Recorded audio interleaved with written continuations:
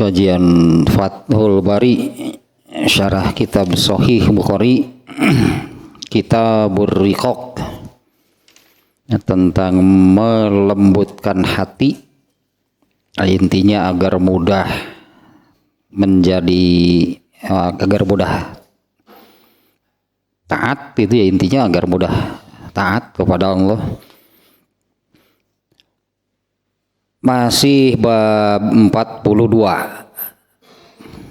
babu sakaratil maut, ya masih tentang sakaratul maut, karena hadisnya ada berapa kemarin itu ya, 1, 2, 3, 4, 5, 6, ada 7. Yang kemarin hadis ke-4 berartinya yang 3 dan 4-nya hadisnya sama, yaitu tentang orang yang meninggal itu terbagi menjadi 2 kelompok. Ya, apakah dengan meninggalnya itu beristirahat dari hiruk pikuk dan pika sebelunnya dunia, nah gitulah, dengan dan hal-hal yang menyakitkannya. Dan yang satu lagi orang yang ya intinya sebaliknya sih ya, bukannya meninggal itu bukannya beristirahat itu dari hiruk pikuk dan menyakitkannya dunia, malah masuk ke dalam situasi yang lebih buruk daripada situasi dunia, yaitu masuk ke dalam siksa kubur. Kalau yang beristirahat dari kehidupan dunia mendapatkan nikmat kubur. Nah kemarin yang itulahnya hari sampai bab ke-4. Dan kemarin yang terakhir itu berupa apa namanya ya, tambahan sih dari Ibnu Hajar Al-Asqalani, yaitu tentang ini hakikat sakaratul maut yang bagi seorang mukmin itu ternyata itu apa namanya ya, hal terakhir ya, yang dari Maha Rohman itu ya, Maha Rohim, Maha Pengasih, Maha Penyayangnya Allah. Ternyata sakaratul maut itu menjadi kifarat. Itu hal terakhir yang Allah berikannya, Allah yang Maha Rohman, Maha Rohim. Allah jadikan kifarat atau penghapus dosa itu bagi orang yang beriman. Sehingga kemarin Umar bin Abdul Aziz ya yang mengatakan, aku tidak mau kalau sakaratul mautku itu ringan, biasa-biasa saja, kurang greget gitu. Kurang greget gitu untuk menghapus dosanya, kurang gede gitulah, dosa yang terhapusnya ya sedikit. Innahu la akhiru ma yukaffaru bihi anil mu'min. Nah itu ya yang dikatakan oleh Umar bin Abdul Aziz, aku tidak mau mengalami sakaratul maut yang ringan, yang mudah. Ya, karena sakaratul maut itu adalah hal terakhir yang Allah jadikan kifarat. Itu hanya hakikat sakaratul maut yang kemarin. Nah, sekarang hadis ke-5 nih dari bab ini ya, bab sakaratul maut. Nah, hadis ke-5 sekarang nih.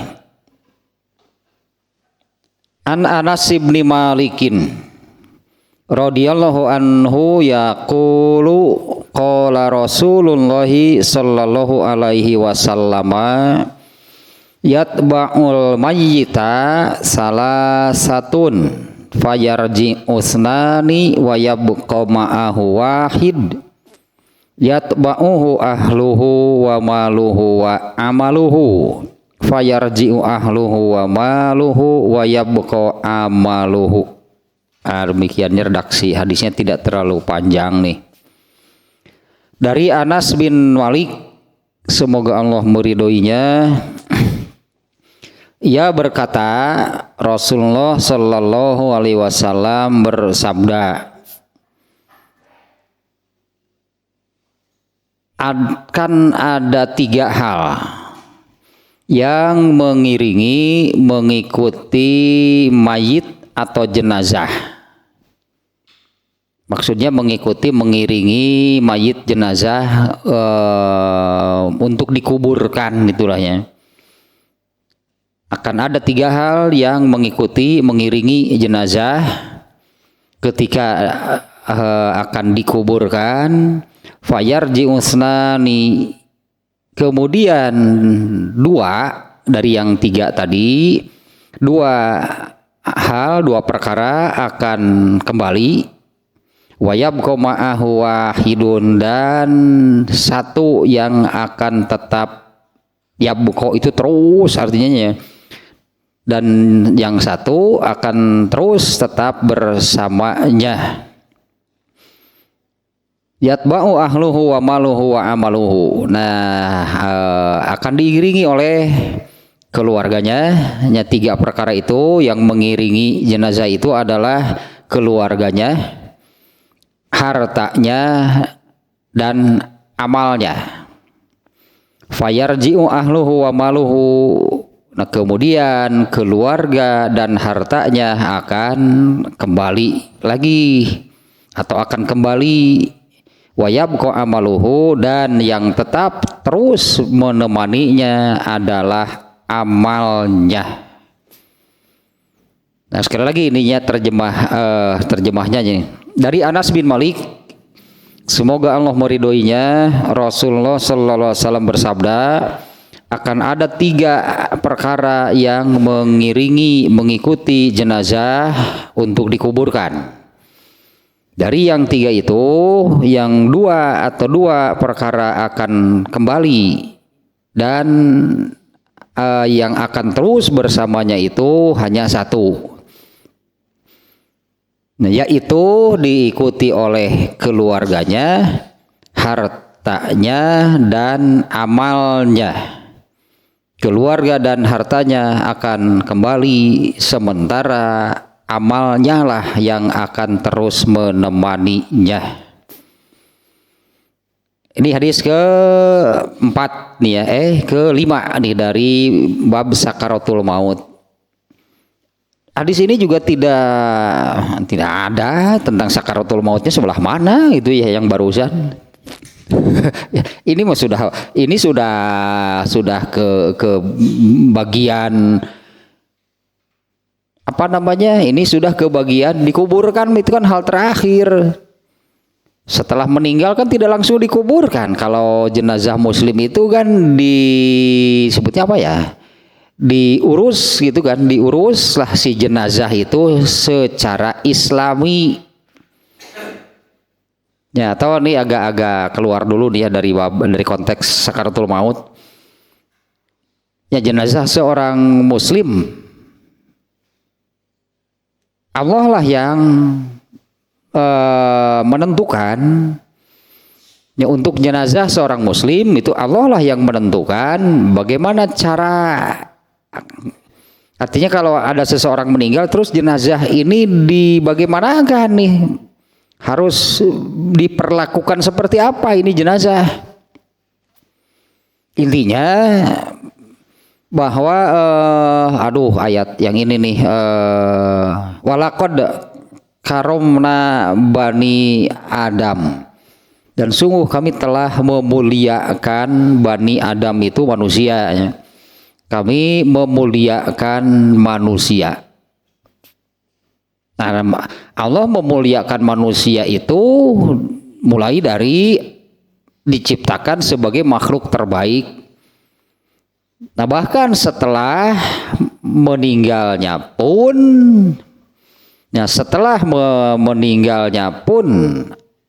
Allah masih memuliakan. Padahal jenazah, jasad manusia itu kalau secara fisiknya sama saja, dalam tanda kutip bangkai lah, nggak ada bedanya dengan bangkai tikus ya, bangkai apa, sama saja kalau jasad manusia hakikatnya. Tapi itu kan di sini Allah memuliakan Bani Adam, manusia. Nah, Allah menetapkan untuk jasad seorang muslim gitu ya. Untuk jasad seorang muslim Allah menentukan cara mengurusnya, yaitu mulai dari kan dimandian bahasa Sunda namanya, kemudian diberi pewangi, kemudian dikafani, disolati, dikuburkan. Ya, tidak boleh jenazah seorang muslim itu diperlakukan bukan dengan cara yang Allah tetapkan. Aturan kain kafannya seperti apa, kemudian kan ada disolatinya, cara sholat jenazahnya pun khusus, itu semuanya nih Allah yang mengatur. Nah itu berangkat dari itunya Allah, walaqad karramna bani Adam, kami telah memuliakan manusia.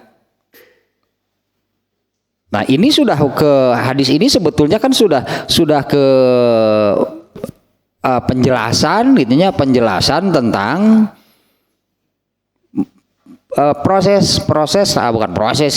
ini penjelasan tentang yang terakhir itu dari pengurusan jasad seorang muslim lah anggapnya kalau di sini, yaitu dikuburkan. Nah di mana apabila satu jenazah itu dikuburkan maka akan diikuti oleh tiga perkara. Ada tiga sesuatu lah, itu apalah sebutannya, yang mengikuti jenazah untuk dikuburkan. Nah setelah selesai dikuburkan dari yang tiga itu, yang dua akan kembali, tidak akan terus menemaninya. Yang kembali itu adalah hartanya dan keluarganya dan hartanya. Ya selesai dikuburkan kan bubar. Ya selesai dikuburkan ya bubarlah, keluarganya juga nggak terus di situ, terus camping di kuburan. Hoream teuing camping di kuburan. Menemani itu di. Nah karena juga kan hakikat itu kan Allah yang menentukan demikian ya. Allah yang menentukan terakhir itulah. Jasad manusia ini diapakan, dikubur, nggak boleh selain dikubur. Ya tidak boleh selain dikuburnya. Kalau kita melihat kita bandingkan kan dengan dengan cara pengurusan jenazah itu di agama lain, dan ada perbedaan. Ada yang dibakar lah, ada yang apalagi kalau di Tibet di pegunungan Himalaya, di sana kan semuanya batu, mau ngegali bagaimana? Lalu akhirnya apa? Dimutilasi, dijadikan makanan burung bangkai. Saya pernah lihat itu tayangannya gitunya di entah Tibet apalah gitu, bangsa apa gitu ya. Ya seperti itulah mereka mengurus itunya, ini jasad kalau ada seseorang yang meninggal ini terus diapakan? Jadi recah dimutilasi. Nah, kemudian dilempar-lemparkan, dijadikan makanan burung-burung bangkai. Ya bermacam-macam lah gitunya, mungkin dengan cara-cara yang lain juga ada. Nah kalau jasad seorang muslim itu Allah yang menentukan caranya. Ya, menurut ketentuan dari Allah itu harus dikubur. Meskipun ya yang dikubur itu kan jasadnya. Karena sebetulnya kan manusianya sendiri yaitu ruhnya itu sudah dibawa kemana gitu kan oleh malaikat maut, dicabut dari jasad, tidak ditunggu, tidak diundur-undur, begitu dicabut gitulah ya. Setelah tercabut, setelah lepas malaikat maut itu ya langsunglah membawanya ke alam barzakh atau alam kubur. Itu selesailah urusan manusianya, ruhnya gitu ya, dibawa oleh malaikat maut, dimasukkan ke alam kubur, ke alam barzakh. Tinggallah jasadnya, cangkangna. Ya cangkang berarti apa namanya bahasa Sunda nama cangkangna berartinya casing. Nah kalau itu Allah serahkan katakanlah kepada manusia. Allah serahkan kepada manusia. Allah menerangkan cara mengurus jenazah bagaimana. Nah, manusianya sendiri gitu ya, manusia hakikat manusianya yaitu ruhnya. Itu bukan besoknya, bukan lusanya, begitu dicabut langsung saja dipindahkan ke alam kubur, ke alam barzakh. Adapun jasadnya bisa jadi hari ini meninggal, dikuburnya baru besok. Apalagi kasus ini ya yang terbaru, ternyata kan jasadnya baru ditemukan setelah beberapa hari. Kan penguburannya artinya meninggalnya hari apa katakanlahnya, kemudian jasadnya baru ditemukan beberapa hari kemudian. Tetap saja itu si jasad itu harus diurus, diperlakukan seperti yang Allah tetapkan. Nah di sini di hadis ini gitu ya, ada 3 perkara ini untuk menekankannya, untuk menekankan sebetulnya hadis ini, untuk menekankan bahwa amal itu akan menemaninya sampai abadi, sampai akhirat. Keluarganya ikut nggak? Gitu kan dia artinya kan dari hadis ini, keluarganya ikut nggak setelah seseorang meninggal? Hartanya ikut nggak? Ya ada anggota keluarganya yang ikut ke alam barzakh gitu, ikut ke alam barzakh. Bahkan yang berjanji sehidup semati pun pret. Ada berjanji sehidup semati, begitu meninggal lah yang ngandoi. Janjinya masih hidup semati. Emang Romeo and Juliet apa sehidup semati, begitu meninggal mana yang ngandoi. Jeung bahkan ada yang tuni itu nungguan paeh heula. Ini akan deui. Urat.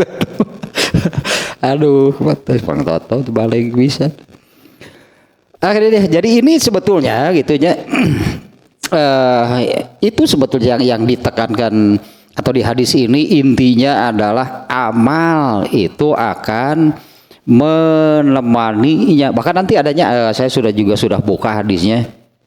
Kemarin juga hadisnya sudah pernah dibuka, hadis yang cukup panjang ini tentang proses kematiannya, mulai dari didatangi malaikat maut sampai kemudian juga berlanjutnya bukan hanya didatangi malaikat maut kemudian ruhnya dicabut. Nah, berlanjutlah ke seperti yang diterangkan di hadis ini, bagaimana bagaimana nih makna amal itu di sini kata-katanya yabqa ma'ahu, yabqa amaluhu, baki bahasa Arab nama bakia yabqa teh tetap ada gitunya, tidak akan hilang maksudnya ya, tetap ada, tidak akan hilang. Kalau di hadis ini maksudnya ya tetap ada, karena kalau dari dua unsur gitu yang membentuk manusia, ruh dan jasad. Kalau ruh kan tidak akan hilang, kalau jasad hilang. Nah kalau ruh tidak akan hilang, tak amal juga, maksudnya amal itu akan tetap ada, dan keberadaan amalnya itu di mana? Setelah seseorang meninggal gitunya, ini amalnya ini kan bakia yabgot ya, tetap ada amalnya, bukan tetap beramal. apa yang pernah diamalkannya itu akan tetap ada. Di sisi lain gitunya, kalau yang ini apa yang diamalkannya itu tetap ada, itu diantaranya juganya kalau terkait dengan orangnya gitunya, dengan orangnya, yang dimana orangnya ini kan ruhnya bukan jasadnya. Kalau terkait dengan orangnya itu nanti nih ada hadisnya, kita bacanya cukup panjang hadisnya. Kalau terkait dengan orangnya, ternyata amal yang dikatakan baqiya yabqa tetap ada itu akan tetap bersamanya, karena di hadis ini disebutkan yang dua akan kembali lagi, keluarga dan hartanya akan kembali lagi, sementara yang satu akan ikut, katakanlah akan ikut menemaninya. Dan nanti oleh Rasulullah digambarkan ternyata amalnya itu ikut bersama ruhnya. Si amalnya ini ikut bersama ruhnya. Padahal kan malaikat maut itu kan mencabut ruh seseorang lalu dimasukkan ke alam barzah, itu kan yang dibawa ruhnya. Nah, ternyata amalnya itu juga ikut. Amal itu ikut terbawa, katakanlah. Ya, ikut terbawa menemaninya ke alam barzah, sementara keluarga dan hartanya tidak ikut. Nah, kemudian satu lagi kan, kalau amalnya kan tetap ada, itunya akan tetap ada. Bahkan nanti akan si amalnya itu akan menjelma secara fisik, akan berubah, si amalnya itu berubah menjelma secara fisik, dan dialah yang menemaninya selama di alam barzakh. Nah, kemudian yang juga disebut amal itu akan tetap ada. Nah, di satu sisi amal itu tetap ada, yaitu pada catatan amal. Kan ada amalnya itu tertulis gitunya, tercatat. Di mana catatan amal itu ada di tangan Allah. Ya, catatan amal atau kitab amal seseorang itu ada di tangan Allah. Itu berdasarkan report dari malaikat yang tiap hari menyerahkan catatan amal manusia. Nah, oleh Allah dipegang.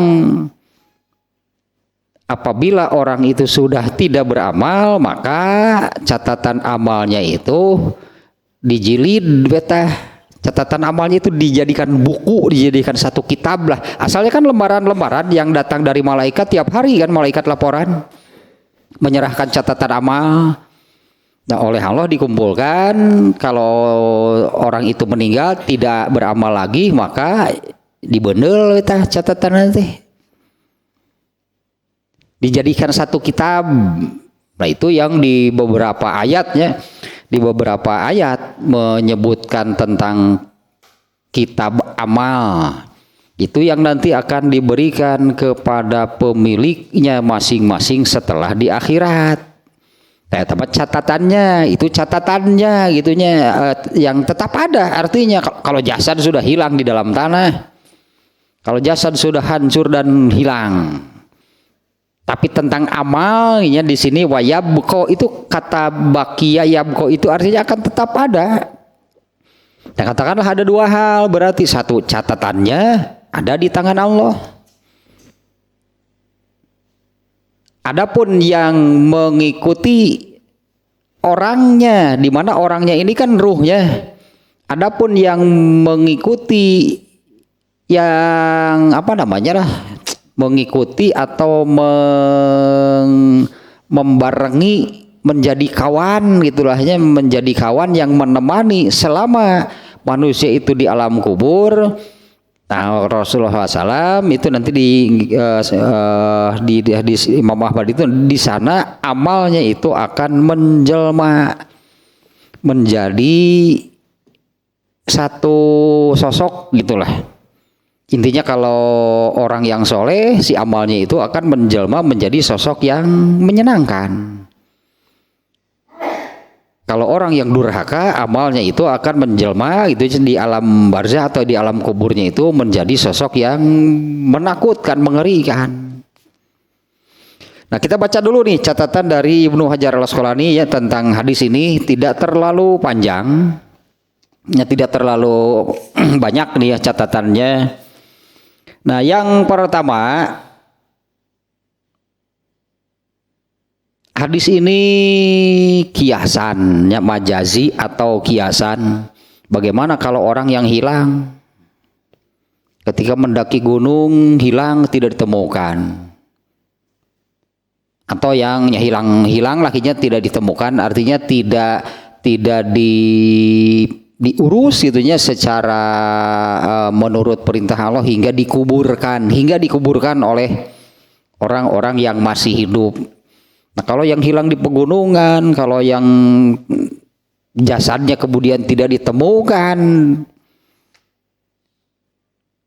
keluarganya bahkan juga tidak mengikuti, hartanya tidak mengikuti. Kalau amal tetap mau orang yang dikuburkan, yang diiringi oleh keluarga dan hartanya, atau orang yang misalnya hilang dan tidak pernah ditemukan. Kalau itu kan keluarga dan hartanya juga tidak mengikuti, amal tetap mengikuti. Makanya ini hadis ini intinya adalah tentang amal itu yang akan terus menemaninya. Bukan hanya untuk di alam barzah, di alam akhirat pun nanti amal itu akan menemaninya. Nah, kalau di akhirat nanti catatan amalnya tadi diberikan. Nah, diberikan kepada pemiliknya. Setiap orang itu akan memegang catatan amalnya sendiri. Itulah yang menemaninya nanti di akhirat. Ya, sambil memegang catatan amalnya sendiri. Nah, kalau ketika di alam barzakh catatan amal belum diberikannya karena itu di surat Kamari nanti itu teh al-insyikoknya al-insyikok at-takwir itu yang fa amma man utiya kitabahu biyaminihi, itu kan kejadiannya itu nanti di akhirat ya. Fa amma man utiya kitabahu biyaminihi, barang siapa yang catatan amalnya diberikan, datangnya itu dari arah sebelah kanannya, fasaufa yuhasabu hisaba yasiro, itu sudah di akhirat. Ketika masih di alam berarti begini kan ya, Allah itu menetapkan baik untuk pahala dari amal soleh ataupun untuk dosa gitu, dari dosa itu kan dari keburukan, dari pelanggaran, dari maksiat, itu kan dosa lah kita menyebutnya, yang buahnya itu adalah dosa. Kalau amal soleh itu buahnya itu adalah pahala. Allah memberlakukan MLM betul-betul berangkai. Pokoknya siapapun, kalau ada seseorang yang beramal soleh, di mana amal soleh ini kan berbuah pahala, maka siapapun yang ada kaitannya dengan amal orang itu oleh Allah diberi pahala. Meskipun belum tentu dengan jumlah yang sama, hanya soal jumlah pahalanya, belum tentu dengan jumlah pahala yang sama. Misalnya berangkai, si A kepada si B kepada si C. Orang terakhir beramal, tetap si A akan kebagian, malah si A dapat paling banyak. MLM begitu tanya. Sila ipis sih pokoknya. Nah, itu Allah memberlakukan, disebutnya kan jariah. Amal soleh ada jariahnya. Nah, selama di alam kubur ya, berarti kan kenapa Allah belum memberikan catatan amal seseorang ketika orang itu di alam kubur? Karena itu masih berlaku gitu, si amal, catatan amalnya ini masih kemungkinan berubah.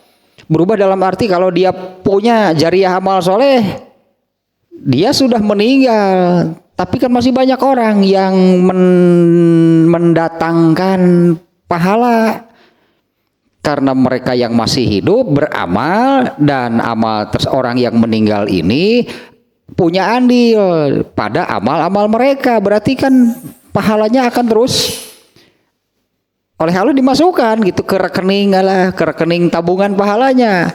Ada yang beramal kebagian, ada yang beramal kebagian. Contoh nyata mah yang ini, itu contohnya pertama Nabi Ibrahim. Sampai hari ini setiap kali ada yang tawaf, Nabi Ibrahim kebagian pahalanya. Ya tawaf di Baitullah, di Ka'bah. Setiap kali ada yang tawaf mengelilingi Ka'bah, Nabi Ibrahim kebagian pahalanya. Andilnya apa Nabi Ibrahim dengan amal orang yang tawaf? Ya andil Nabi Ibrahim itu apanya? Apa kaitannya Nabi Ibrahim dengan mereka yang tawaf? Andil Nabi Ibrahim pada amal orang yang tawaf itu adalah Ka'bah itu yang mendirikannya Nabi Ibrahim. Kemudian satu lagi, Nabi Ibrahimnya terkait dengan Ka'bah saja. Allah menetapkan Ka'bah itu oleh Allah dijadikan kiblat sholat. Setiap kali ada yang sholat, Nabi Ibrahim kebagian pahalanya. Padahal kan berangkainya sudah sangat jauh. Bahkan yang paling jauh yang ini nih. Yang paling jauh yang ini nih, itu Qabil dan Habil. Qabil kan membunuh Habil karena kurbannya ditolak oleh Allah, tidak diterima. Sementara kurban Habil diterima. Dengan kenyataan seperti itu, Qabil malah murang maring, malah ngamuk gitu karena kurbannya ditolak. Lalu dia bertanya kepada Habil, kenapa kurban saya tidak diterima, kurban kamu diterima? Habil menjawabkan benar seperti itu. Innama yataqabbalallahu minal muttaqin. Allah hanya mau menerima pengorbanan, persembahan itu dari orang-orang yang bertakwa. Diterangkan gitu teh ngadeun asa dipoyokan. Nah muncik urang asa dipoyokan teh serasa kamu tidak takwa, tah siga dikitukeun lah rasaana teh Qabil teh. Nya ada maneh mah teu takwa, tah dikitukeun teh ngamuk. Jadi tolak atuh da maneh mah teu takwa. Begitu mendengar jawaban Habil demikian, dia marah, langsung mengancam membunuh. Dan Habil ternyata, saya tidak akan melawan, tapi kalau kamu jadi membunuh pasti celaka. Itu Habil mengatakan, kalau kamu membunuh kamu pasti celaka. Nah kemudian ya terjadilah gitu, Qabil membunuh Habil. Nah itunya kejadiannya di zaman Nabi Adam gitu. Ini kejadiannya itu kan di zaman Nabi Adam. Ini kan dua anak Nabi Adam, Qabil dan Habil. Nah Rasulullah SAW menyabdakan, apabila di muka bumi ini terjadi pembunuhan yang tidak dibenarkan oleh Allah, yang dibenarkan oleh Allah itu ada, itu ketika perang gitu kan. Ketika perang kan saling bunuh lah, namanya juga perang. Atau seorang algojo yang sedang melaksanakan hukuman mati menurut syariat Islam. Itu benar membunuh, memang hukuman mati berarti harus sampai mati yang dihukumnya. Pelaksananya manusia, algojonya itu malah diberi pahala oleh Allah, bukannya disebut membunuh. Nah Rasulullah menyabdakannya, apabila terjadi pembunuhan kapanpun di muka bumi ini, apabila terjadi pembunuhan yang tidak dibenarkan oleh Allah, maka Qabil kebagian dosanya. Jariah, iya itulah jariahnya, yang disebut jariah itu artinya kan yang terus masuk gitulah ke dalam ini catatan amal seseorang. Bisa berupa pahala kalau jariahnya itu dari amal soleh. Bisa juga dosa kalau jariahnya itu dari amal maksiat, amal yang durhaka. Ini yang paling jauh mah eta teh. Sampai hari ini dan seterusnya, berarti sampai hari kiamat. Apabila di muka bumi ini terjadi pembunuhan yang tidak dibenarkan oleh Allah, Qabil itu terus saja masuk kebagian dosanya. Nah kalau selama belum kiamat, padahal dari zaman Nabi Adam sampai hari ini kan sudah ribuan tahun. Catatan amal Qabil berarti kan belum disegel karena masih ada jariah dosa yang masuk. Dan sebaliknya, contohnya tadinya kalau catatan amal Nabi Ibrahim katakanlah belum disegelnya, belum disegel karena masih akan terus ada jariah pahala yang masuk. Nah makanya catatan kitab itu tidak menemani seseorang di alam kubur karena ini masih berubah. Catatan amal itu baru akan menjadi kawan bagi seseorang itu setelah nanti di akhirat diberikan kepada pemiliknya. Nah, adapun amal, nah di sininya yang disebut amal akan menemaninya, akan terus bersama seseorang. Amal itu akan terus bersama seseorang. Nah, kembali lagi ke sini dulu nih. Bagaimana dengan orang yang, karena kalau secara secara teks hadisnya akan ada 3 perkara yang mengikuti seseorang. Nah, maksudnya kan di sininya mengikuti seseorang ketika dikuburkan, ketika jenazahnya itu dikuburkan. 1 keluarganya, 2 hartanya, yang ketiga amalnya.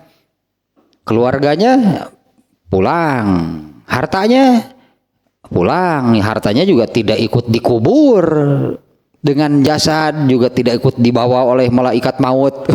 Malaikat maut membawa jeung harta anak tubuh-tuhun berina ge. Artinya keluarga dan harta, benang merahnya ini sebetulnya hadis ininya, keluarga dan harta tidak akan menemani. Keluarga dan harta itu tidak akan menemani, yang akan terus menemaninya itu adalah amalnya. Nah, adapun di sini catatan Ibnu Hajar Al-Asqalani, bagaimana gitu kalau ada orang yang ya misalnya hilang lah, dan banyak kannya kasus orang hilang dan ya memang tidak ditemukan. Di antaranya yang suka ada berita itu yang mendaki gunung kemudian hilang dan benar-benar tidak ditemukan. Entah mungkin gitu kan dimakan binatang buas, mungkin jasadnya habis dimakan binatang buas. Ya tetap saja mau meninggal dengan cara apapun. Apakah demikian? Misalnya meninggal di hutan belantara, meninggal di gunung, meninggal tenggelam di lautan. Ya kalau jasadnya bisa saja demikian, tapi tetap saja mau meninggal dengan sebab dan cara bagaimanapun, hakikatnya orang yang meninggal itu dicabut ruhnya oleh malaikat maut dan dimasukkan ke alam barzakh atau alam kubur. Nah, di mana amal akan ikut. Ya, amal akan ikut menemaninya. Kalau keluarga dan hartanya, kalaupun nih di hadis ini digambarkan keluarganya ikut ke kuburan, kekuburannya bukan ke alam kubur. Keluarganya itu ke alam kubur, sarore ge ngeberi gini gatu, ayo atuh bisa yang bisa milu. Keluarganya ikut ke kuburan menguburkan jenazah. Setelah dikuburkan kan semuanya keluarga akan kembali. Semuanya keluarga itu akan pulang itu ke rumahnya masing-masing. Kemudian kalau hartanya ikut juga nggak akan ikut dikuburkan kan? Tidak ikut dikuburkan dengan jasad, juga tidak ikut dibawa oleh malaikat Israel dengan ruh. Harta juga kan enggak. dicabut ruhnya dibawa pek teh keluargana aya nu kabawa gitu. Budakna anu milu ieu mah hirup keneh atulah waka mun cek malaikat maut teh balikeun deui. Eta mah can waktuna. Amal itu kan seolah-olah itulahnya anggaplah nempel, mungkinnya amal itu nempel di ruh sehingga ruh dicabut ya terbawalah amal. Ya, amal itu akan terbawa oleh malaikat maut yang membawa ruh seseorang, masukkan ke alam kubur, alam barzah. Ini amalnya juga pasti ikut di sana nanti menjelma. Si amal itu akan menjelma, berubah wujud itu menjadi ya satu sosoknya, artinya secara fisik itu akan jadi terlihat nanti di sana. Nah kemudian itu catatan pertamanya, karena ini redaksinya seolah-olah yang normal, yang dalam arti normal itu kan kalau seseorang meninggal kemudian jasadnya kan dikuburkan oleh yang masih hidup, itu kan yang mengurus jasad jenazah itu kan orang yang masih hidup. Ini normalnya seperti inilah anggap. Rasulullah bersabda untuk yang kondisinya normal demikian dikuburkan. Nah setelah proses penguburan selesai bagaimana? Keluarga dan hartanya itu akan pulang. Itu yang pertama catatannya adalah redaksi hadisnya demikian. Bagaimana dengan orang yang itunya tadi hilang ketika mendaki gunung, mungkin tenggelam di sungai, tenggelam di laut, jasadnya tidak ditemukan. Hadis ini berlaku nggak? Ya hadis ini berlaku nggak? Apalagi sebetulnya kalau kondisinya demikian, keluarga ikut kemana? Jasadnya saja tidak ditemukan. Ya, jasadnya saja kan tidak ditemukan. Kalau yang tadi makan keluarga ikut ke kuburan, menguburkan. Nah kalau yang jasadnya hilang, keluarganya kan gak ikut kemana-mana. Tapi tetap amalnya sama. Amal lah yang akan menemani seseorang ketika di alam kubur. Nah ini benang merahnya dari hadis ini. Ya, amal seseorang itu akan mengikuti dan menemaninya selama di alam kubur. Adapun di akhirat nanti catatan amal yang menemaninya, yaitu diberikan kepada pemiliknya masing-masing. Seseorang itu akan ditemani oleh catatan amalnya. Artinya seseorang itu kan akan memegang catatan amalnya sendiri. Katakanlah untuk menunggu untuk dipanggil, dihisab, diadili oleh Allah. Nah di dalam hadis, nah ini hadisnya agak panjang. Ini juga sudah nih ya hadis yang karena memang juga ini kan hadisnya ini kan babnya juga bab sakaratul maut. Nah kemarin ya hadis ini ya yang kita baca ini hadis tentang sakaratul maut, tapi hanya sampai kemarin itu hanya sampai kepada didatangi oleh malaikat maut yang ukuran fisiknya malaikat maut itu sejauh mata memandang.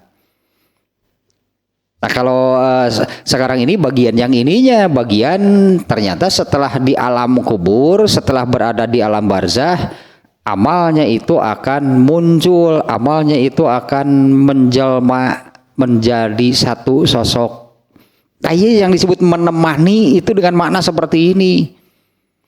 Nah kita baca lagi nih ya hadisnya ya, agak panjang juga nih ya, kurang baca dari awal kita nggak ada salahnya di ini ya diulang nih hadis ini. Dari Al-Barro, ini terjemahnya saja ini panjang bisa nih hadisnya ya kalau dibaca Arabnya. Dari Al-Barro bin Azib, semoga Allah meridhoinya, ia berkata, kami berangkat bersama Nabi SAW mengiringi seorang jenazah dari kaum Ansor.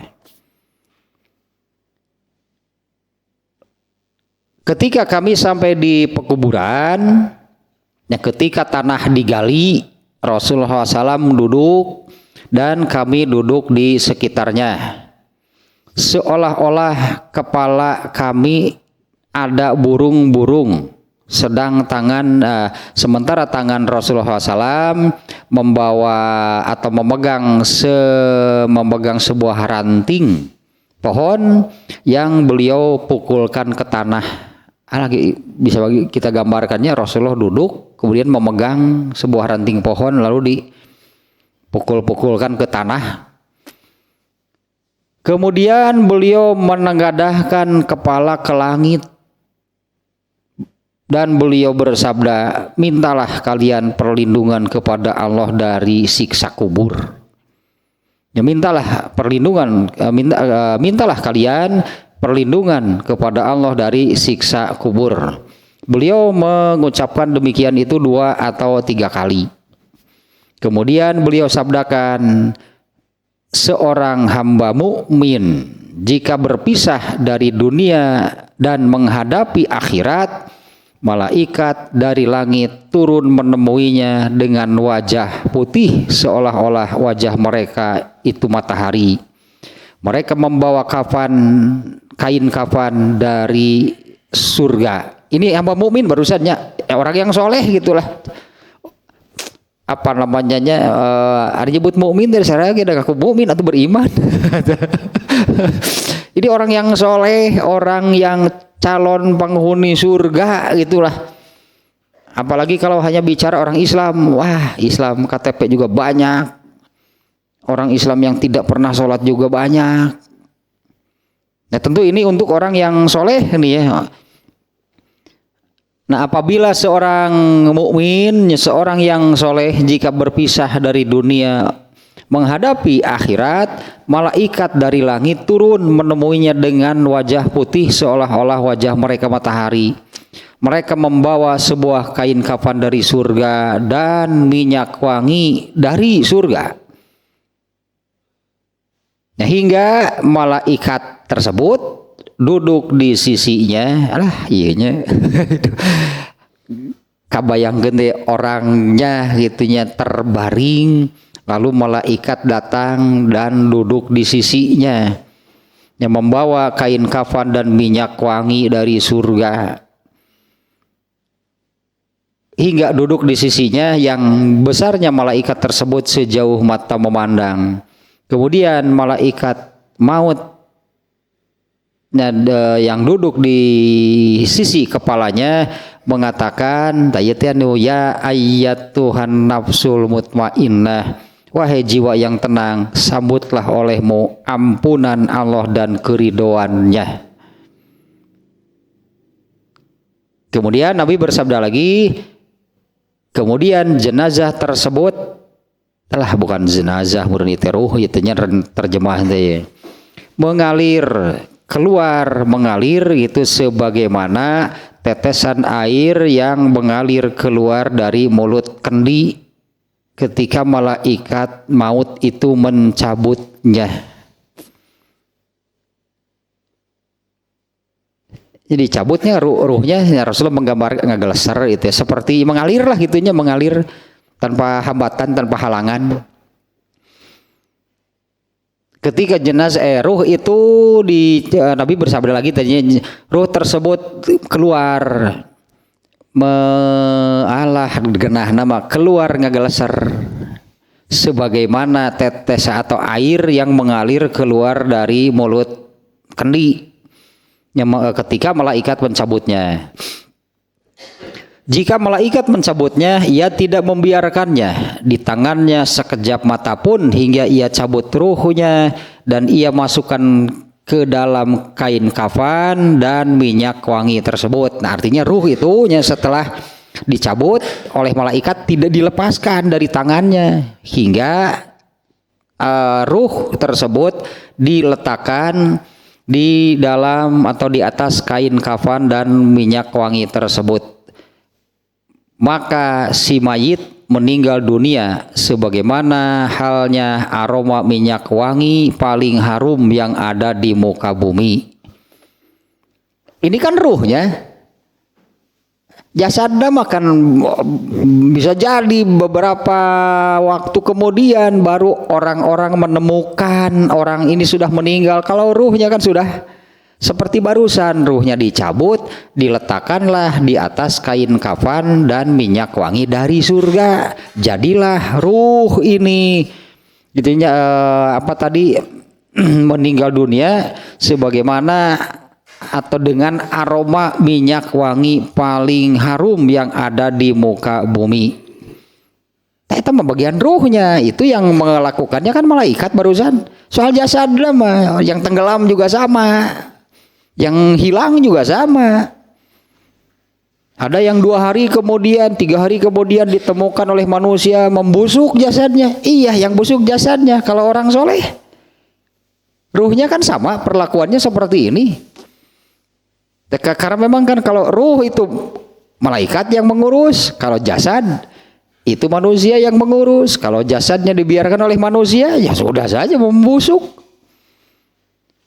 Sebetulnya bagi ruh ini kan mau jasadnya diurus oleh yang masih hidup atau dibiarkan membusuk, dengan ruh gitulah, nggak pengaruh terhadap ruhnya, karena ruhnya itu sudah tadinya apa namanya diperlakukan demikian oleh malaikat maut, kemudian dibawa dimasukkan ke alam barzah. Soal jasad itu urusan yang Allah serahkan kepada mereka yang masih hidup. Lalu orang yang masih hidup ini mengurus jenazahnya tidak sesuai aturan Allah, yang dosa yang masih hidup. Jasad mah nggak ada masalah bagi jasad mah, juga bagi orang yang ruhnya, ya bagi ruhnya nggak ada masalah. Ruhnya mah sudah tenang, sudah enak, sudah damai, dikafani dengan kain kafan dari surga, dengan minyak wangi dari surga. Sementara jasadnya itu bagian yang masih hidup, lalu oleh yang masih hidup itu diurus tidak sesuai dengan aturan Islam, itu urusan manusia yang masih hidup, berarti mereka berdosa karena memperlakukan, mengurus jenazah tidak sesuai dengan yang ditetapkan oleh Allah. Nah, lanjutkan lagi nih.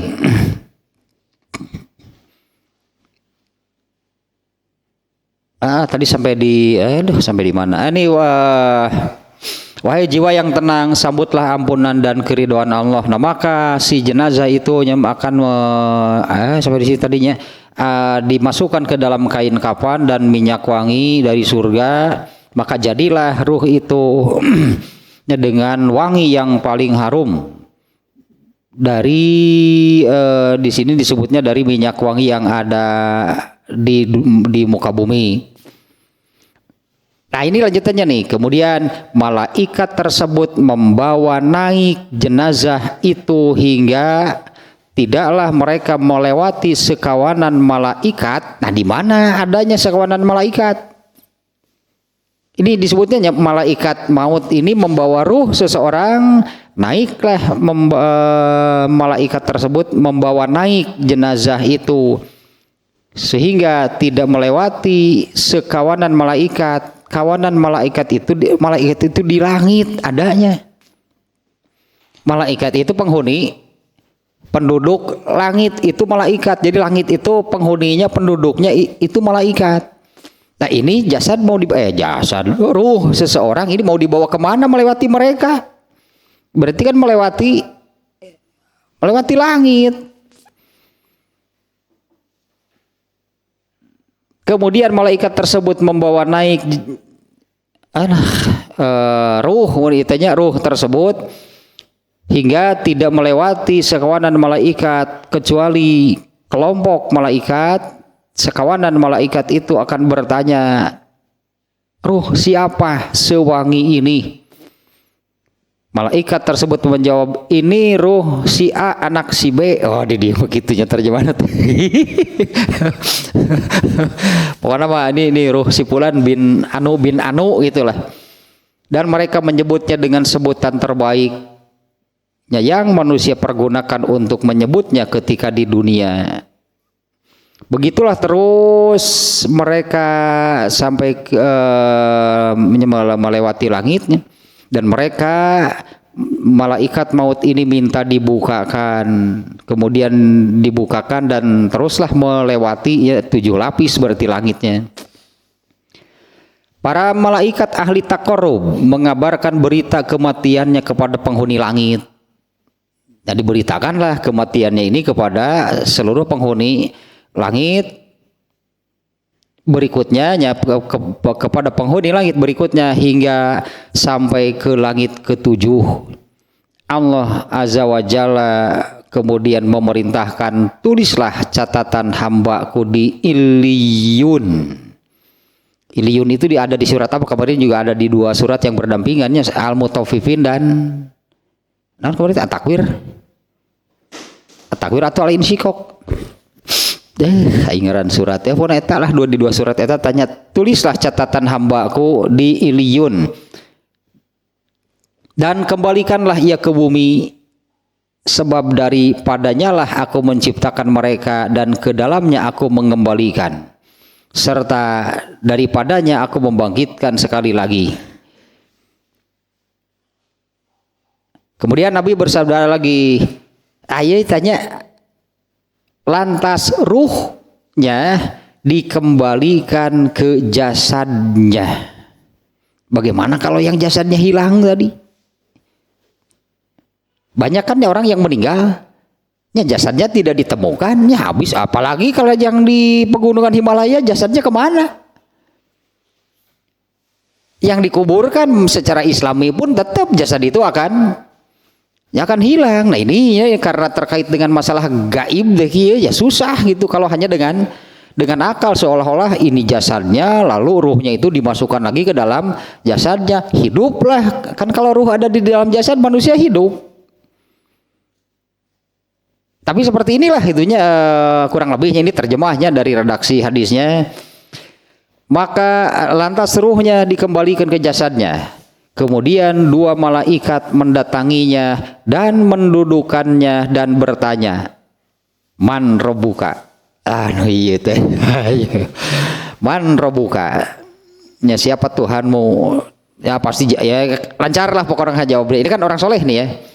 Lancar pokoknya mata orang soleh ini yang menjawabnya pertanyaan dari malaikat Munkar dan Nakir. Ini kebagian yang ininya nih. Kalau kayak nah bagian ini nih. Nah setelah menjawab dengan benar, kemudian penyeru di langit memanggil-manggil. Ini penyeru di langit memanggil-manggil, hambaku benar, hamparkanlah baginya surga dan berilah pakaian surga, dan bukakanlah pintu baginya menuju surga. Kemudian Nabi bersabda lagi, maka hamba itu memperoleh aroma harum dan wangi surga, dan kuburnya diperluas sejauh mata memandang. Bukan kuburannya kan, kuburannya tetap sakitu sok gerak. Kuburan jadi luas, ya kuburan wanger ya sakitu. Berapa kuburan untuk jasadnya, tempat jasad. Legagnya percuma kan, jasad nanti hilang, hancur. Makanya ini kan di alam barzakh nih, di alam kubur bagi ruhnya berarti ini nih. Kemudian Rasulullah bersabda tadinya, diperluaslah kuburnya sejauh mata memandang. Tayana ya anu amal menemani ya. Kemudian ia didatangi oleh satu sosok yang berwajah, ya atuh lamun laki-laki tampan benernya wajah yang menyenangkan pokoknya nya. Kemudian ia didatangi oleh satu sosok yang wajahnya menyenangkan, menggembirakan, pakaiannya indah, wanginya semerbak, dan malaikat mengatakan, bergembiralah dengan kabar yang menggembirakanmu. Inilah hari yang dijanjikan untukmu. Kemudian si ruh itunya bertanya, kamu siapa? Nah kepada ini kan sosok yang menjelma tadinya, dia bertanya kepada sosok yang muncul tersebut, kamu siapa? Jadi kamu ini sebenarnya siapa? Rupanya wajahmu adalah wajah yang mendatangkan kebaikan. Artinya kalau dari wajah tampang merahnya kamu ini gitu akan mendatangkan kebaikan. Naga-naganya nih begitu datang deh sigana pika betahan jadi di baturan gunung kimah ya. Nah, kamu siapa? Kamu sebetulnya siapa? Sepertinya kamu ini gitunya dengan tampilan gitu yang demikian ini mendatangkan kebaikan. Nah, kemudian sosok tersebut menjawab, aku adalah amal solehmu. Tahye makna sebetulnya yang makna dari hadis yang tadinya, keluarga dan hartanya akan kembali, amalnya yang akan menemani. Tapi makna menemaninya itu bagaimana? Ya tadilahnya dengan proses ya melalui sakaratul maut, kemudian proses dicabutnya ruh, dan sebelumnya tadi kan sempat dikembalikan dulu lah disebutnya ke jasad, lalu ditanya setelah selesai prosesi tersebut, nah maka dipanggillah dari langit, hamba aku benar, hamparkanlah surga baginya, berilah pakaian surga, bukakan baginya pintu surga. Sehingga nah orang itu menjadi seseorang dengan aroma yang sangat harum, dan di alam kuburnya gitu, alam kuburnya diperluas sejauh mata memandang. Kemudian muncullah tahye makna sebenarnya gitu yang disebut amal akan menjadi menemaninya. Nah, muncullah satu sosoknya yang dengan tampilan yang menyenangkan. Di sini terjemahan sih muncullah seorang laki-laki yang tampan. Yang bidadari ya naon di baturan gunung gitu. Iya beda terjemahan sih laki-laki yang tampan. Emang kita cowok apakah? Yang bidadari. Mun ibu-ibu mepek wae baca hadis ieu. Muncullah laki-laki yang tampan. Nah kan cocok untuk ibu-ibu bagi kita ya. Punten. Artinya menjelma menjadi satu sosok yang itulah menggembirakan, menyenangkan, membawa kebaikan. Nah, orangnya sendiri tidak kenal kan di sini. Kamu siapa sebetulnya? Nah, sosok tersebut menjawab, aku adalah amal solehmu. Lantas hamba tadi meminta, wahai Tuhanku, tolong percepatlah kiamat. Yang buru-buru. Tong digegede hai kiamat. Wahai Tuhanku, tolong jadikan kiamat sekarang juga, sehingga aku bisa kembali menemui keluargaku dan hartaku. Sampai di situ tadi disebut menemani. Nah, sekarang sebaliknya, orang yang durhaka, ya lebarlahnya orang memang tidak secara utuh juga sihnya, bagian-bagian yang pentingnya saja nih, hadisnya cukup panjang. Nah, adapun orang-orang durhaka, orang-orang yang durhaka ketika berpisah atau meninggal, berpisah dari dunia, meninggal dan menuju akhirat, dia didatangi malaikat dari langit dengan wajah kusam. Wah, malaikat tengah horeamun. Malaikat tengah horeamun. Aduh, aing nyabut nyawa si eta cenah. Dengan malaikat yang wajahnya kusam, membawa kafan yang berwarna hitam terbuat dari rambut. Mereka duduk di sisinya. Jadi bukan satunya malaikat yang mencabut nyawa teh geuningan. Mereka duduk di sisinya, dan malaikat tersebut besarnya sejauh mata memandang.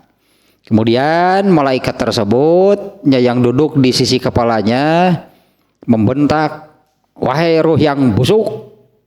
Nah itu beda kan, perlakuannya sudah beda. Kalau yang sebelumnya tadi orang yang soleh mah ya ayat Tuhan nafsul mutmainnah, penuh hormat, itulah anggapnya, menyapanya pun. Kalau ini kan sudah wajahnya kusam, duduk langsung datang sesentak, geus begang ya nu rek paeh ya ya. Geus dikieu-kieu ku malaikat mah ya. Ya wahai roh yang busuk, jemputlah kemurkaan Allah itunya dan azabnya. Kemudian Nabi bersabda, lalu jasadnya tercabik-cabik. Ya kan kenyataannya enggak kan sebetulnya. Akan eta teh geuning meninggal dengan tenang kan kafir. Jasadnya utuh, wajahnya tersenyum. Menurut orang manusia yang melihat, rest in peace. Sigurnya we meninggal dengan tenang, beristirahat dengan tenang. Padahal mah kieu tah sebenarnya mah jasadnya tercabik-cabik dan malaikat mencabut ruhnya bagaikan garu atau gancu, garpu itunya yang bermata banyak yang mencabik-cabik selembar kain basah lalu mencabutnya. Proses sesungguhnya demikian untuk orang yang durhaka. Kalau menurut kasat mata jasadnya kan tetap utuh. Kalau tadi kan kalau orang yang soleh kan dicabutnya itu kan ngegeleser teh hanya Rasulullah menggambarkan seperti air yang mengalir keluar dari mulut kendi. Siga eta lah siga cikopi tina teko teh. Tentu ngegeleser pisan. Iya anu orang-orang yang durhaka. Prosesnya ternyata seperti ini, jasadnya tercabik-cabik. Bukan jasadnya sih sebetulnya, ruhnya kan yang dicabut mah. Ya, ruhnya itu ruhna ge eta apa namanya cek urang mah banyak bekas luka sayat begitu dicabut teh. Ya tercabik-cabik dan malaikat tersebut mencabut ruhnya bagaikan garu atau garpu bermata banyak yang mencabik-cabik kain basah kemudian mencabutnya. Nah, jika malaikat telah mencabutnya, ia tidak membiarkannya sekejap mata pun, artinya tetap digenggamnya oleh malaikat maut. Ya, tidak membiarkannya sekejap mata pun hingga ia dibungkus dalam kain hitam legam dari rambut dan ruh tersebut dibawa pergi dengan bau busuk yang paling menyengat di muka bumi. Para malaikat tersebut kemudian membawanya naik dan tidaklah mereka membawanya melewati sekawanan malaikat di langit kecuali malaikat di langit itu mengatakan siapa ruh yang busuk ini? Para malaikat menjawabnya, nah kalau tadi kan si A bin B, di sini ini adalah C bin D. Bisi dianggap sarua. Digeuleuh kieu nerjemahi gitu. Ini adalah si Anu bin Anu gitu, si Anu lah pokoknya mah teu make bin gitu moal salah tuh. Dan mereka menyebut nama terburuknya. Tak ieu saya tah, ieu si Bangkawarah pokoknya mah cek malaikat teh. Si Wawalak pokoknya mah si berkokok. Mereka menyebut dengan sebutan terburuk yang sering manusia pergunakan untuk memanggilnya ketika di dunia, hingga ketika sampai di langit dan pintu langit itu dibukakan dan langit dunia dibuka. Kemudian Rasulullah membaca ayat, tidaklah dibuka bagi mereka pintu langit dan tidak akan mereka masuk surga hingga unta melewati lubang jarum, hingga unta napi ka belut yang jangan ge moal ka surga tah si Wawalak mah. Itulah mun cek urang mah nya ini ayat Qur'annya hingga unta masuk ke melalui lubang jarum. Ini kan untuk menunjukkan mustahil maksudnya mah. Datar pokoknya pada pika belut-buluan ucing jangan ya moal ka surga sia tah. Si Wawalak si babengok mah tah. Malaikat menyebut tadi dengan sebutan yang paling buruk. Duh kana deui atuh si baragajul sinaon atuh itu. Kemudian Allah berfirman, catat di sijin. Nah, ini sijin juga nya di surat Al-Mutaffifin itu untuk orang-orang yang durhaka. Catatan amalnya Allah simpan di sijin.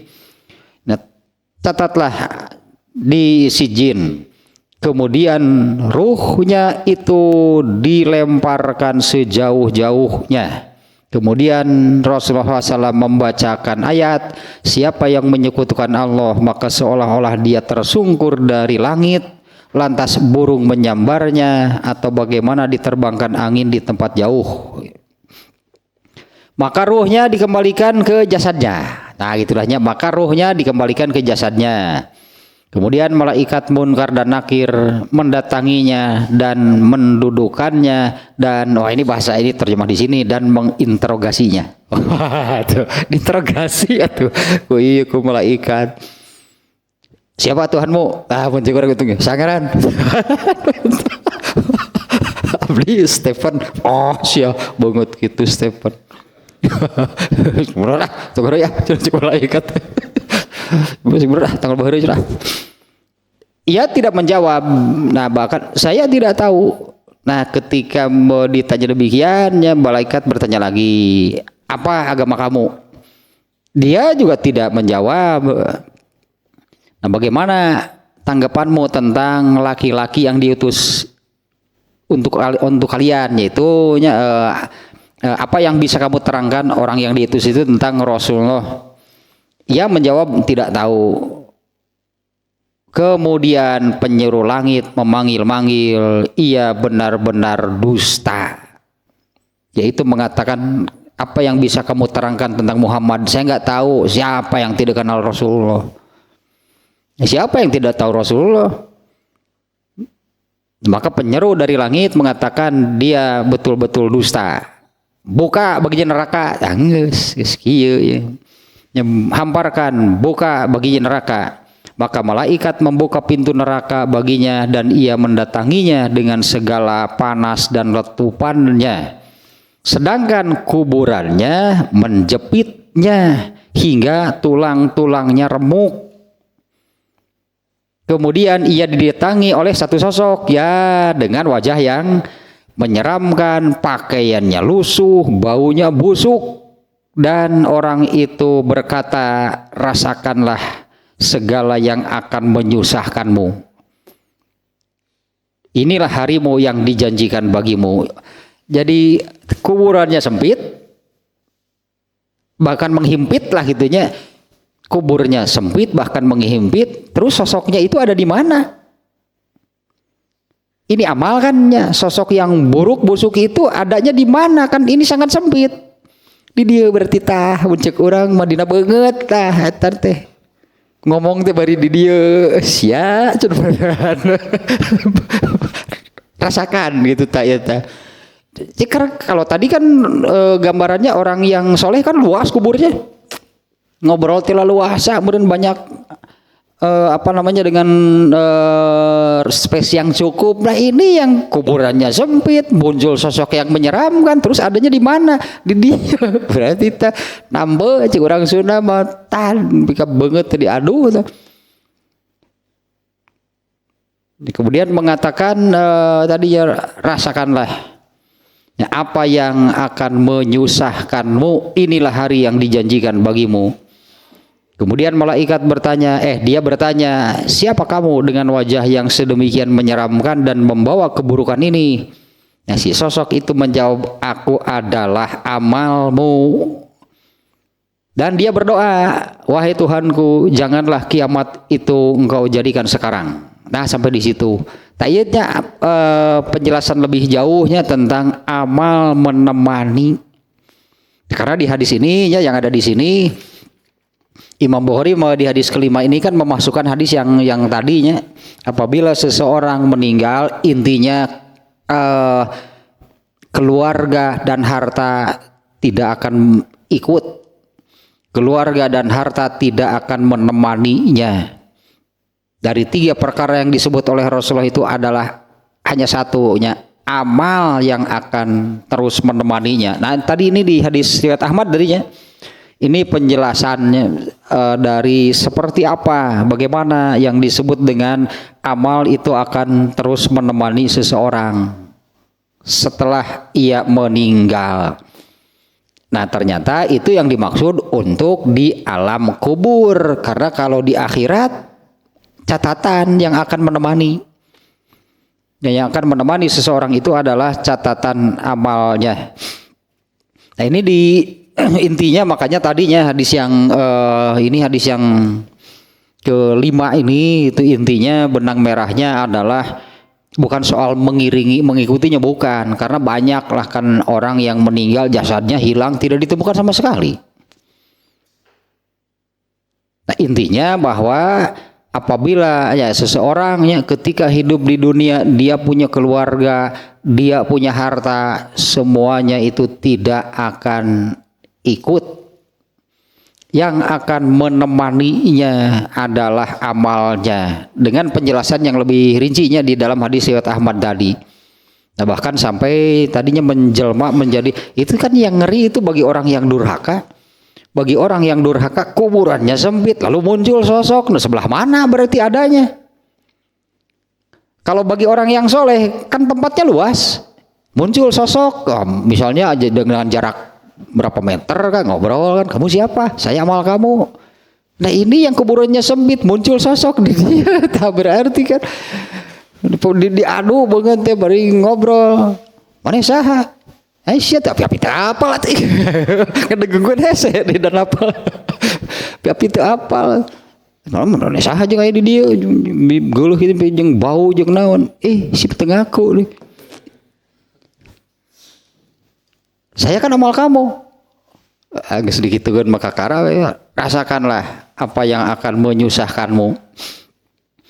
Sekali lagi ya, intinya bukan kalau secara redaksi hadisnya ini kan normalnya orang yang meninggal itu dikuburkan, maka keluarganya kan akan mengikutinya hingga selesai proses penguburan, keluarganya pulang pasti.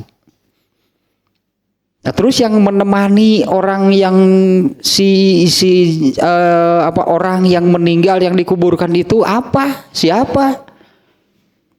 Ternyata yang akan menemaninya itu adalah amalnya. Nah, gambaran jelasnya lebih rinci di hadis yang tadi. Ya, bahkan tadi kan sengajalahnya saya baca agak panjang mulai dari didatangi malaikat, kemudian proses matinya seperti apa. Kalau secara garis besarnya orang yang soleh itu, maka ruh ketika dicabut keluar dari jasad itu seperti air yang keluar mengalir dari mulut sebuah kendi. Tapi orang yang durhaka,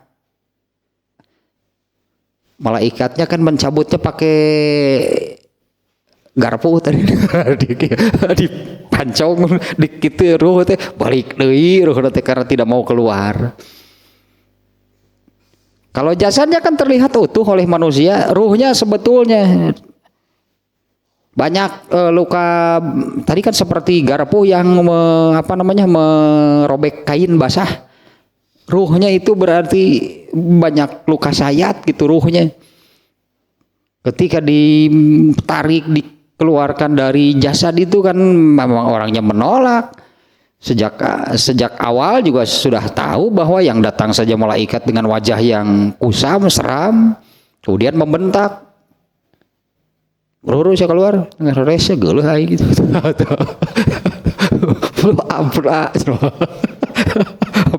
Buru-buru sih atuh petakna. Keluar rese. Coba lah mun tadi mal nyeri urun seperti orang yang beriman kan mereka malah begitu dicabut kan merean cik orang Sunda banyak. Begitu dicabut merean dah yang buru-buru orang yang soleh. Karena kan ketika datang saja malaikat sudah memanggilnya kan, wahai jiwa yang tenang, sambutlah. Aduh pogo. Hayu, wah kapan pasti gitu, sambutlah. Tadi tenang rahmat dan keridhaan Allahnya itu sebelum mencabut nyawa malaikatnya sudah mengatakan demikian. Sementara bagi orang yang durhaka, buru-buru usia keluar tuh, rasakan tuh murka dan azab Allah, pasti nggak mau, pasti menolak, melawan lah gitu intinya. Ketika mau dicabut ruksak kikituan ngelawan malaikat mau kuat. Ruksak atau ngelawan malaikat nggak akan kuat. Tadi kan malaikat itu ukurannya sejauh mata memandang, nah manusia sebesar apa? Ini gitu nyambutnya ke malaikat tuh daletik bisa dan tuh. Nah gitulah ini yang lebih jelasnya. Ini juga samanya maksudnya ini hadis ini kan tentang sakaratul maut. Meskipun ya dengan hadis seperti ini maksudnya sama. Semua orang ketika di dunia baik yang sedikit ataupun yang banyak punya keluarga, punya hartanya baik yang sedikit ataupun banyak. Setiap orang itu punya keluarga, punya harta, punya amal. Mana ada orang tidak punya amal?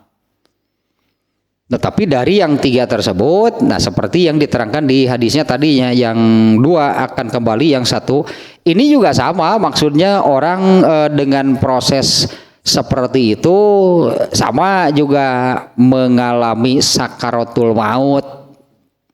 Ya, setiap orang mengalami sakaratul maut. Seperti yang hadis sebelumnya kan, baik yang mustarihun ataupun yang mustarohun minhu, sama, dua-duanya mengalami sakaratul maut. Nah sebetulnya ini intinya sama demikiannya, karena tentang sakaratul mautnya oleh Imam Al-Bukhari sudah disimpan di hadis pertama, inna lil mauti sakaratin, sesungguhnya bagi kematian itu ada sakarnya, ada sakaratnya, ada sakarotnya. Nah dengan penjelasan menurut hadis-hadis berikutnya, mau yang mustarihun, mau yang mustarohun minhu sama. Nah, yang ini juga sama. Orang yang, karena sebetulnya tadi kan ada orang yang memang jasadnya diiringi, dibawa ke kuburan lalu dikuburkan, diperlakukan oleh yang masih hidup secara islami, ataupun ada yang jasadnya hilang. Kan tidak mengalami kan hal yang demikian, seolah-olah diiringi, diikuti oleh keluarganya, lalu keluarganya pulang. Nah orang yang hilang keluarganya kemana?